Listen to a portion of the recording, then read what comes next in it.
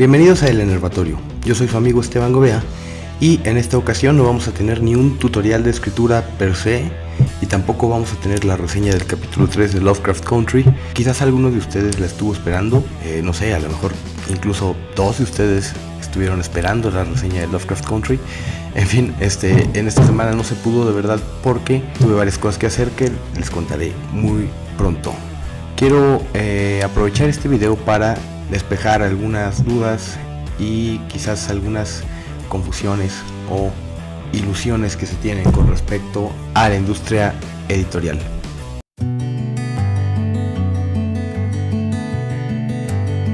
En este video voy a hablar de mi experiencia como escritor autoeditado y como escritor a punto de ser editado por una editorial tradicional. Les voy a contar cuál es la diferencia, qué se puede esperar de cada uno de los dos tipos de edición y les voy a dar también alguna información que les puede servir para ustedes tomar alguna decisión. Yo me imagino que si siguen este canal es porque les interesa la escritura y quizás por ende les interesa en algún momento llegar a publicar un libro. Como algunos de ustedes saben, soy autor de La música cósmica, Sexto Sol y La poética robot. Los tres están publicados en Amazon, eso quiere decir que yo los autopubliqué, yo los subí. Ahí están dos de ellos, La poética robot y La música cósmica.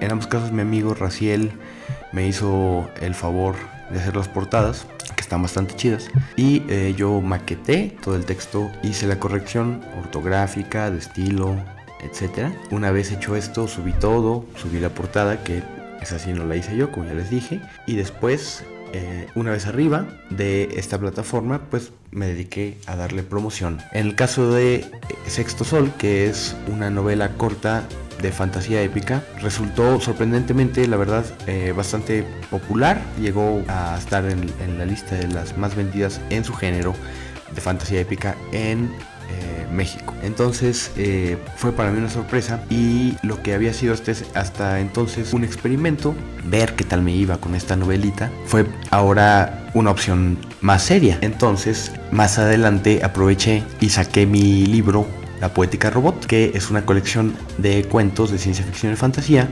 y de nuevo lo autopubliqué. De nuevo le pedí a mi cuate que me hiciera la portada. De hecho, esta fue la primera portada que me hizo. Perdón, miento, la otra me la hizo alguien más. Esta fue la primera que me hizo mi cuate. Y ha tenido, digamos, algunas ventas. No voy a decir que ha sido un exitazo, un bestseller, pero no le ha ido tan mal. De repente entra en la lista de los más vendidos, de repente no. Me he dedicado yo mismo a la publicidad en ambos casos y también en el tercero de los libros que publiqué, en este caso la novela corta La música cósmica, que es más una novela literaria, no es de género, trata más bien sobre la psicología del personaje, la naturaleza de la creación artística y juega con la idea de la inspiración. En los tres casos yo me he dedicado a gestionar el producto de mi propio trabajo. El otro día alguien me decía en Facebook que no se animaba a subir su libro a Amazon porque pensaba que en Amazon había pura basura y que entonces la gente no iba a encontrar su libro entre tanta basura y no lo iba a comprar, o lo iba, peor aún, a confundir con el resto de basura que hay en la plataforma Amazon. Y bueno, poniéndonos muy estrictos, yo creo que podríamos llamar basura a la mayoría de lo que hay en Amazon, quizás si somos muy exquisitos, pero lo mismo aplicaría a cualquier librería a la que ustedes fueran. La mesa de novedades, bajo ese mismo criterio, mucho de eso es basura inflada por la mercadotecnia. En fin, a mí no me parece un argumento válido a la hora de descalificar una autoedición, en este caso que está en Amazon. Eso fue exactamente lo que yo le respondí a mi cuate y luego me dijo: oye, pero en Amazon te dan 3 pesos, ¿no? Y le dije lo que me interesa decirles a ustedes. En Amazon uno escoge el precio, lo cual es una gran ventaja, porque siendo un autor primerizo, irse muy arriba en el precio es una mala táctica. Es difícil que alguien gaste tanto dinero por un nombre que le es desconocido. Como regla general, a un autor primerizo le conviene sacar un libro en un rango de precio bastante más accesible. Entonces esa es una ventaja de Amazon, que te permite elegir en qué precio vas a dar tu libro. Yo lo he estado dando a un precio accesible porque creo personalmente que los libros deben ser baratos, deben ser accesibles. Y otra cosa importantísima es que en el caso del libro digital en Amazon, ese precio que uno fija es dividido entre Amazon y el autor. Y la división es de 70% para el autor, 30% para la plataforma. Es decir, si tu libro cuesta 100 pesos, te quedas con 70 tú como el autor y 30 se los queda Amazon. Es muy importante tener esto en cuenta porque la verdad es que en el mundo editorial, en las editoriales tradicionales, esto no va a ocurrir. Los contratos editoriales en general, bueno, esto es sabido, si no me creen, de hecho búsquenlo, pero yo tuve oportunidad de corroborarlo.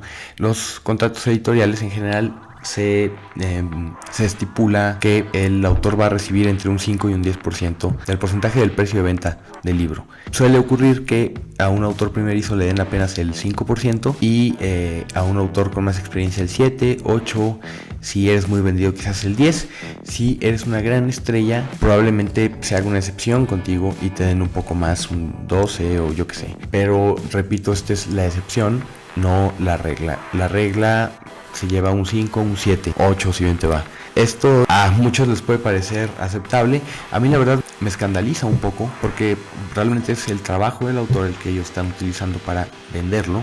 Yo sé que ellos están poniendo el material y el trabajo de maquetación, el diseño de portada y la publicidad, el trabajo editorial, pero en la práctica se sorprenderían la frecuencia con la que todos estos trabajos que yo les mencioné en las editoriales se hacen de mala gana, o se hacen apenas, o se terminan dejando al autor. No tanto las portadas, en cualquier editorial que se respete tiene alguien que se encargue de las portadas, probablemente alguien que maquete el texto y alguna publicidad le harán en su página de Facebook, en sus redes sociales, quizás te pidan que subas ahí algún video, a lo mejor te consiguen estar en una feria de libro o dos, alguna entrevista local, etcétera, pero no den por hecho que todo este trabajo se va a hacer al nivel que uno quizás soñaría porque es su obra y quiere verla en todos lados. Eso es algo a tener en cuenta a la hora de decidirse por una u otra. En mi experiencia como escritor autoeditado,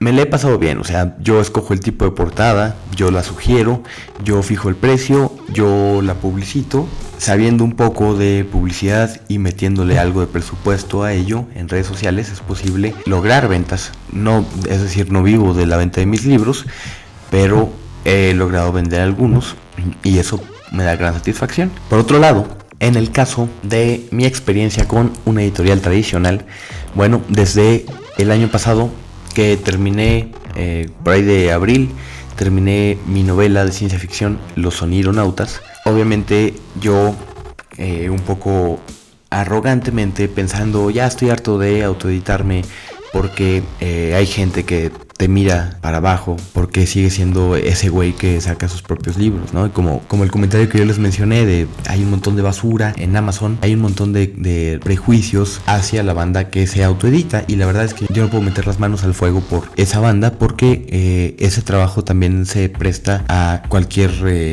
pues a que cualquier aficionado suba su obra y probablemente sea una obra de muy mala calidad y entonces como es tan fácil y accesible a lo mejor puede llenarse de obras de muy mala calidad. Yo creo que hay de todo, pero también pienso que justamente lo que vale la pena de alguna manera va empezando a sobresalir de entre toda esta mediocridad que la gente señala. Yo creo que el tener reseñas, el tener ventas, el salir en la lista, ayuda a que la gente se tome en serio tu trabajo, pero en mi experiencia, después de haber trabajado en la autoedición y haber movido mis propios libros y haber vendido algunos cuantos, yo todavía tenía en parte este prejuicio y buscaba que se me validara mediante la publicación con una editorial tradicional. Obviamente allí es donde está la cosa, porque las grandes editoriales, que además son un monopolio o casi, son realmente una gran transnacional que tiene un montón de subsellos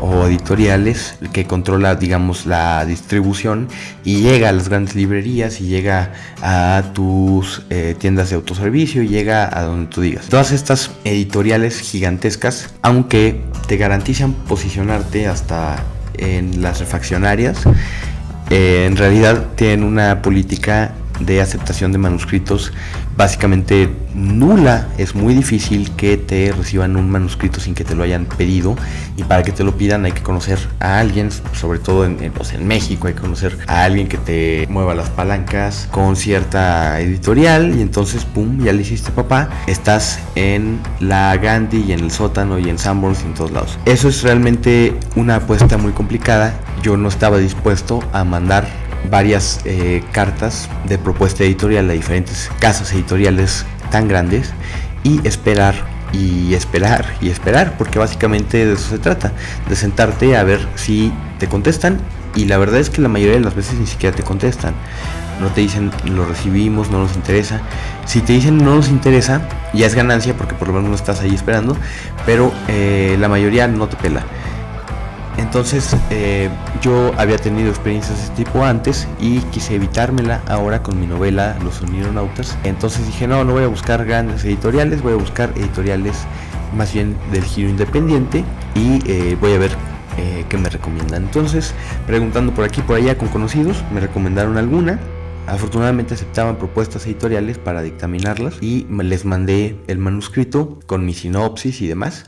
Y muy amablemente me contestaron en cosa de 10 días, me dijeron, nos interesa tu novela, queremos firmar un contrato contigo. Entonces yo dije, vientos, ¿no? Ya la hice, esto es justo lo que quería. Y leí el contrato, corroboré lo que les decía, ¿no? El 7% de regalías. Hay además un tiempo de explotación porque uno obviamente cede los derechos. Obviamente tienes que tener tu obra protegida. En México es ante el lindo autor, no sé en otros lados, pero tienes que tener tu obra protegida, tus derechos de autor. Y tú lo que haces realmente con la editorial es cederle esos derechos por cierto tiempo. En este caso eran creo que 4 años, una cosa así. Yo dije, va, me parece razonable. Me parece que tienen una buena distribución, firmemos. Entonces firmé. En el contrato venía que la editorial se comprometía 18 meses a editar mi libro. Entonces dije, chale, son 18 meses, año y medio, bueno, ni modo, a esperar. Y pues justamente me dediqué a hacer mi vida, ¿no? Ya saben ustedes, incluso trabajé en otras cosas. Esperé como un año. Y entonces, bueno, llegó este asunto de la pandemia que ustedes ya conocen, no es necesario repetir aquí. Y bueno, con esto en mente yo realmente pensé, no me van a editar, probablemente este año no saquen mi libro porque la situación de contingencia sanitaria pues, no lo va a permitir. A lo mejor se atrasan todos los libros que tenían como en fila, digamos, antes que el mío, se van a ir atrasando. Entonces el mío, en lugar de terminar a fines de este año, probablemente se pase al siguiente. Ese era más o menos mi tren de pensamiento cuando en mayo me llaman, más bien me escriben por correo y me piden la versión final. Se las mando, me piden sugerencias de portada, se las mando, y luego silencio. A eso de mes y medio después me escriben y me dicen que mi novela es demasiado larga y que no la pueden imprimir así, que ellos recomiendan publicarla en 2 partes. Yo realmente no quería eso porque es una sola historia, tiene su planteamiento, su desarrollo, su desenlace. No es algo que puedas simplemente partir en 2 y esperar que funcione, no. Es decir, una historia partida en 2 no son 2 historias, es una historia partida en 2. Es como la última de Harry Potter, o la última de Los Vengadores, o la última de Los Juegos del Hambre.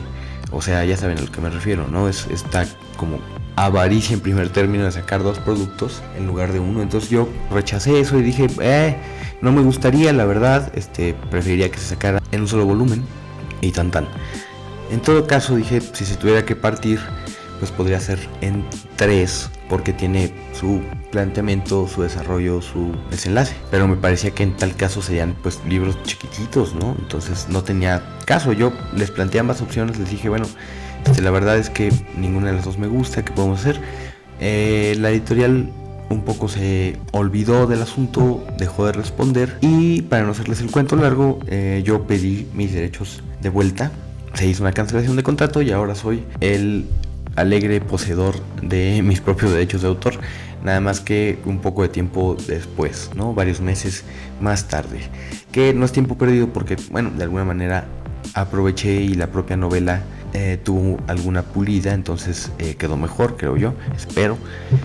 Entonces lo que les quiero decir es ponderen muy bien qué es lo que buscan. Si ustedes buscan que los publique Océano, Planeta, las grandísimas, entonces estén preparados para probablemente esperar 1 año y medio tan solo para ver si los leen, porque ellos reciben obras para dictamen por cientos o por miles. Entonces es muchísimo tiempo el de espera. Si los publican, pues ya lo hicieron, ¿no? Si conocen a alguien ahí, pues ya lo hicieron. Por otro lado, si se van por una editorial más chiquita, ubiquen muy bien cuáles son los canales de distribución, qué tan seria es la editorial, porque también hay algunas, no voy a mencionar nombres, pero también hay algunas que en realidad son como imprentas, se hacen llamar editoriales, pero son como imprentas y entonces funcionan como una autoedición. Realmente le cobran al autor el tiraje del libro y ese es su negocio, incluso le cobran un poco más. Entonces su negocio es realmente sacarle dinero al autor para hacerle creer que le están haciendo publicar un libro. Entonces hay algunas de esas, tengan mucho cuidado.